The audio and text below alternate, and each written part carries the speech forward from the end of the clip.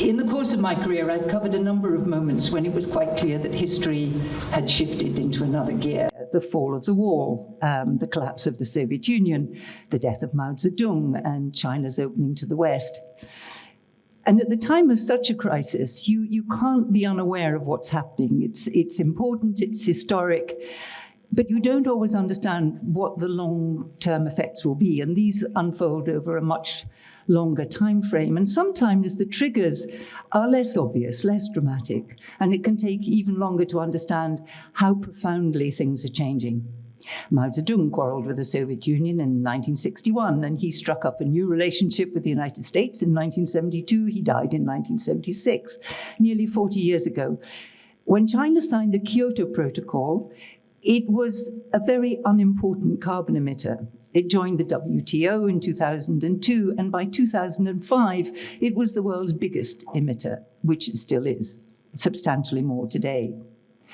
But today, China is also an advanced technology power, the second biggest economy in the world and the largest single trading partner of most of the countries in the world, including the European Union. And today we have an increasingly dangerous strategic confrontation between the US and China, a war with Russia in which troops, as we've heard, from North Korea are fighting on Ukrainian battlefields, and Chinese mercenaries are volunteering to fight for Russia. We have a declaration of unlimited friendship between Russia and China, and the proposition that we're living through a once-in-a-century opportunity for them to remake the world order together.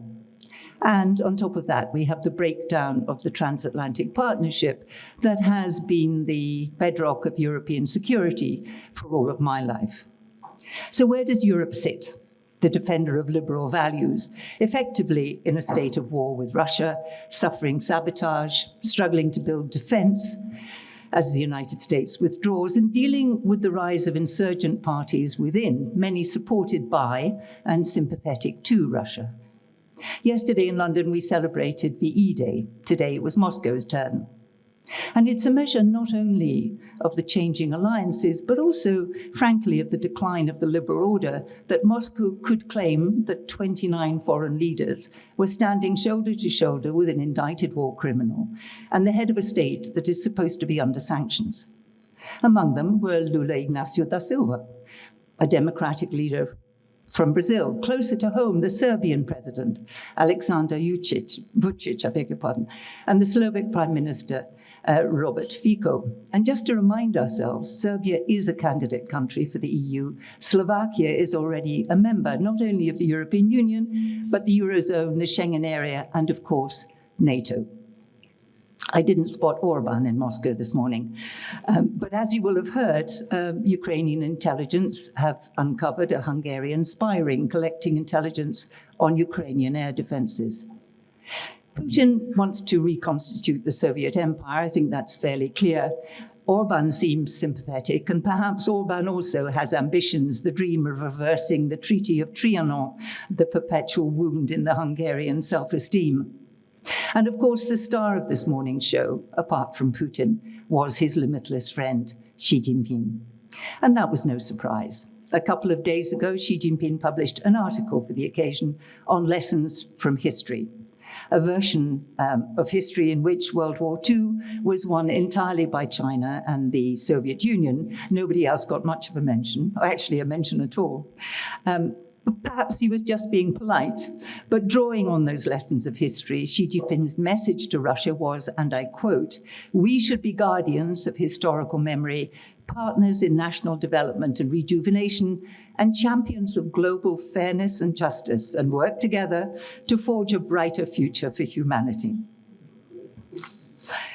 Xi Jinping, in this speech, also highlights the role of a Chinese Communist Party intelligence agency in World War II, a man called Yan Bahang, who provided the Soviet Union with primary source intelligence during the war.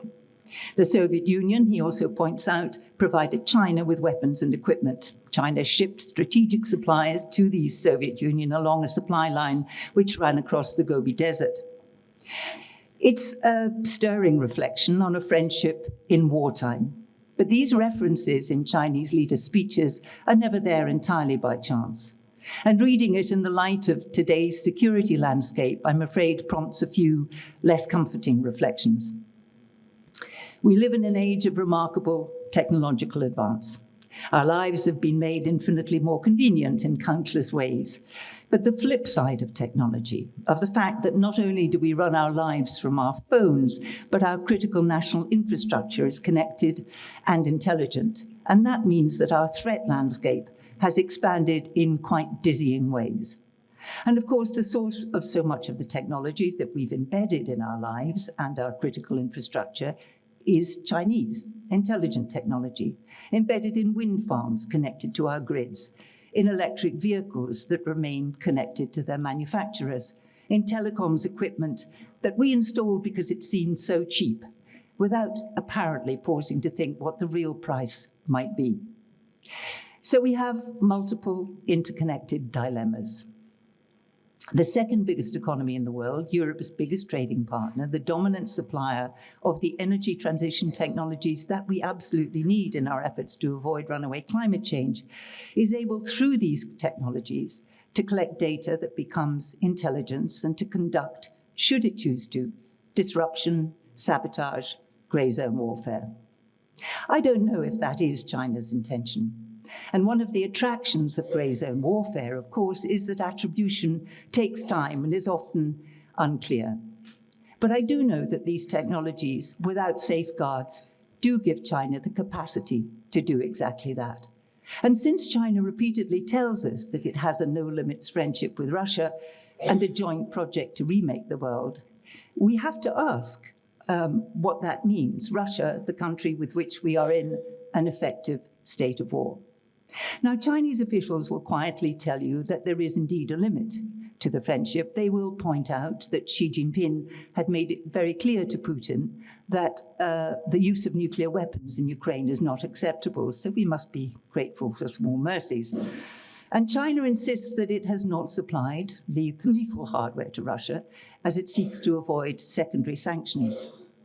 But beyond nuclear war, we don't know what the limits are. But there is no doubt that China has given moral and diplomatic cover, along with dual-use technology and economic and industrial support to ensure that Putin does not lose his war on Ukraine.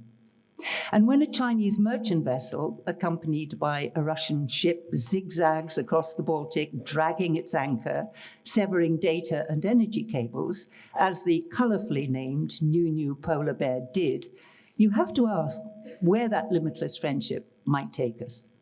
Perhaps it wasn't sabotage, but if not, it was amongst the worst seamanship I have ever seen. And curiously, the New Polar Bear did not hang around to retrieve its lost anchor or to answer any questions. In this new threat landscape, security considerations should be embedded in every transaction with China. There's no point in pretending China doesn't exist, and I think it's equally futile to suggest that we can decouple the multiple connections of trade, of supply chains, of economic interdependence, nor should we try to. But there are things we can do, and many of them we can learn from what China does. China would never let a foreign company onto its telecoms network or any of its strategic industries. In China, if you drive a Tesla, you're not allowed to drive near a military base or anywhere near where a leader might be visiting. And all the data the car collects on its surroundings, its journey, and its occupants and their devices has to stay in China.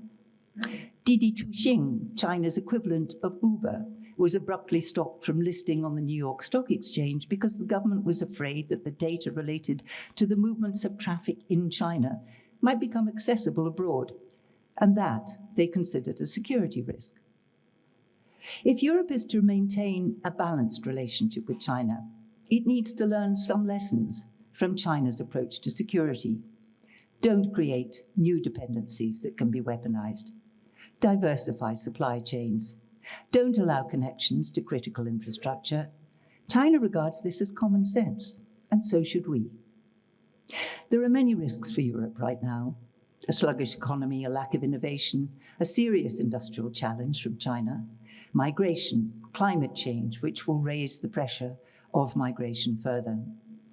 And on one hand, a US president who clearly inclines towards authoritarianism, on the other, an ambitious Russia and China, and a whole crowd of middle powers who frankly prefer to keep their heads down if they can.